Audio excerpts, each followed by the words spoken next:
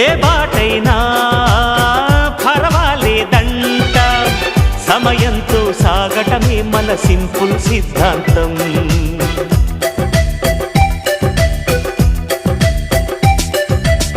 చిరుగాలికి పరిమళమిచ్చే సిరిమల్లెల వనమై ఉందాం, గగనాన్ని నేలను కలిపే హరివిల్లుల బంతెన అవుదాం.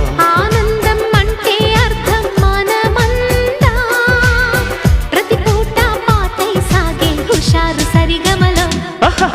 ఎన్నో ఎన్నో రాగాలుండే సంగీతం కాదా, చల్లకి నవ్వుల కేరింత.